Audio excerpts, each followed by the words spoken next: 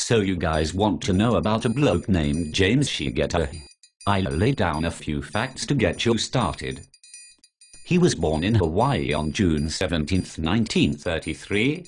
His childhood was spent there running around the beaches. He was always a talented kid, and he even went on to study drama at New York University. Not only was James a stage actor, he was a pretty damn good singer as well. His career, as accomplished as it was postponed due to his enlistment into the U.S. Marine Corps during the Korean War. Upon his return to the shores of America, James got started on his singing career by winning first prize on Ted Mack's television game show, Original Amateur Hour. That sparked a chain of events that eventually led the Japanese American to the shores of Japan, where he had such a successful career that he was nicknamed the Frank Sinatra of Japan. After James had his run in Japan, he returned to America and pursued an acting career. He started on the right track by getting the legendary Leon Charles to mentor him through the process. James' acting career started off brilliantly with the starring role, alongside Nancy Quinn, as Wong-Ta in Henry Costa's Flower Drum Song, being the icing on the cake. This role established his reputation as one of the biggest heartthrobs of Hollywood.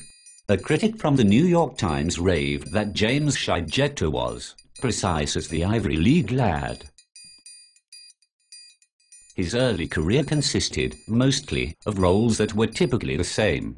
An assimilated American Asian man. He also did a lot of work as doctors and law official personnel. A little stereotypical, don't you think?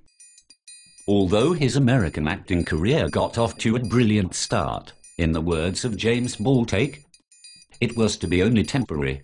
You would think that winning the Golden Globe for Most Promising Newcomer in 1960 would have suggested that a prolific career was in the works, but that definitely wasn't the case. He never went on to win another award.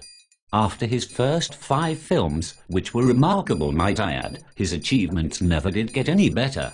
He spent the next few decades doing guest roles on television shows and making small cameo appearances in unknown films.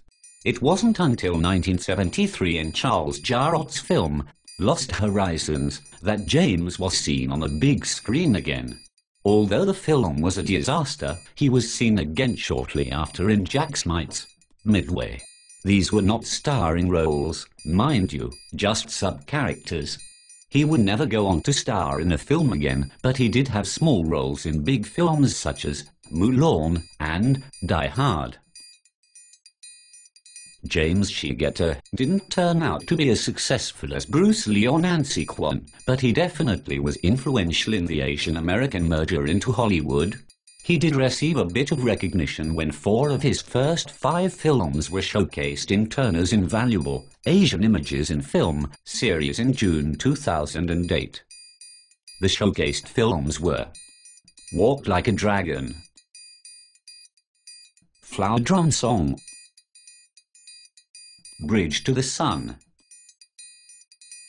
and The Crimson Kimono. His voice was unforgettable and his face burned a hole into the hearts of Hollywood, and for that, he'll live on in the world of America cinema forever.